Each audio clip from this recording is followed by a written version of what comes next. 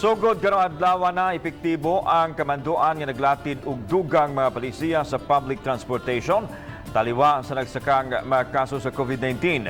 Usa nini ang pag-require sa mga driver ug mga konduktor nga magsulob og air purifier na tuman baka kini. Ano yung report ni Nico Serino? Dinhi sa Tambayan Terminal sa Konsolasyon, nabantayan sa mga pasahero ang pagnihit sa kasakyan. Menos ra kuno ang mga bus nga may biyahe karong adlaw, maong dugay-dugay ang ilang pagpinaabot. Nabalaka ang uban kay di kuno ingon ana kadugay ang ilang huwat aron makasakay. Ato dugay na kong hinuwat dito, sobra na sa kaoras. Mato nila ka na lang ko hinahinay. Hantod na po. Naghuwat. Ang taon sa na, naghuwat yung sakyanan. Karoon naman sa na, ambot nga ano ka ha? Kay usahay ba ya mo agi dito, dili po no. Ninihit jud ang bus karon.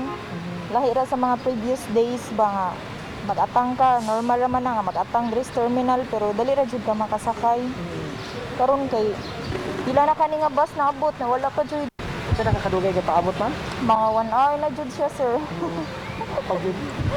Wala pa jud. Sa kamanduan ni Governor Gwen Garcia, epektibo karong adlaw, pasulubo na og personal air purifiers ang tanan nga driver ug konduktor sa mga PUVs nga magbiyahean sa probinsya. Nabantayan kaganiha, dili pa hinuon tanan ang nagsulob niini. Matud sa usa ka bus driver, hayan may ihatag ang ilang kompanya. Pabayaran sad. Okay. So hatagan o providan mo ana. Oo. Ano sa adaw? Nagsukod na magayon na. Additional protection yun. Okay. Para mahuman na ning problema ha.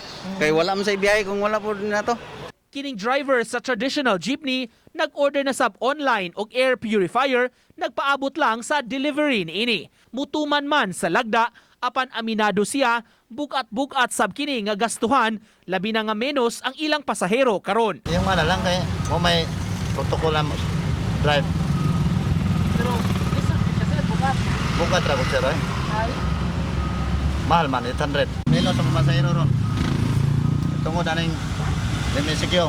Naobserbahan sab sa GMA Regional TV nga may mga miplastada na sa ilang Provincial Public Utility Vehicle Pass gikan sa provincial government. Sa maong papel, nakadisplay ang palisiya sa kagamhanan, may QR code ug gilakip pagbutang ang passenger limit capacity.